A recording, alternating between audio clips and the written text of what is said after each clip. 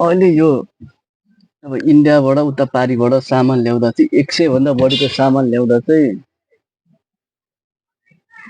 भन्सार तिर्नु पर्यो, अनिवार्य भन्सार तिर्नु पर्यो भन्ने कुरा आएको छ होइन। अब यो कुरामा केही विरोध पनि भएको छ। अब यसमा यो जोगमुनीका कुरा गरौँ। यो जोगमुनीमा सामान लिन जाँदाखेरि अब थोरै एउटा दुईटा सामान माग्यो भने हतपति दिन मन गर्दैन, दिँदैन, दिए पनि महँगो भन्छ। अनि धेरै सामान लिन गयो, अब भेटभाड पनि उत्तिकै हुन्छ। अब त्यहाँ बिल दिँदैन, अब त्यो क्यालकुलेटरमा ट्याक ट्याक ट्याक ट्याक हिसाब गर्छ।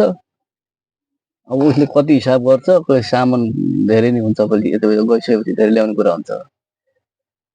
अनि भरे बिल अब ठगो होला भनेर बिल माग्यो, त्यो बिल यस्तो लेख्छ कि त्यो इन्द्रिय बाबु चन्द्र आए पनि त्यो उसले लेखेको अक्षर बुझिँदैन, के लेख्छ।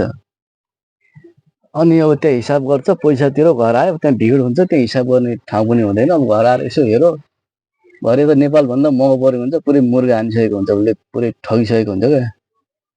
अब एक नम्बरको नेपाली ग्राहक त्यहाँ गएर ठगिए पनि, अनि अब सरकारको राजस्व पनि मर्यो। अब कमसेकम ढुकुटिया पैसा जम्मा हुन्थ्यो, राजस्व त्यो हाम्रै हुन्थ्यो। त्यसैले गर्दाखेरि त्यो यो बोर्डर पारिबाट सामान ल्याउँदा फाइदा चाहिँ छैन। सिधा साधा मान्छेलाई ठगिहाल्छ कि आफै डट कपी लिएर जानु पर्यो।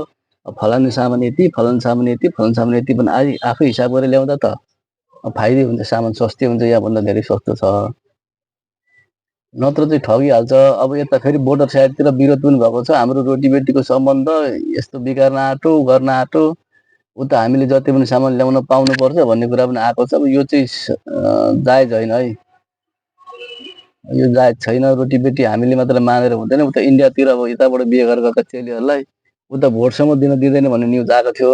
अब यता त त्यस्तो छैन, जे पनि भइरहेको छ, सबै कुरो भएकै छ। यता त रोटी बेटीको सम्बन्ध राम्रै छ, उतापट्टि मान्दैन।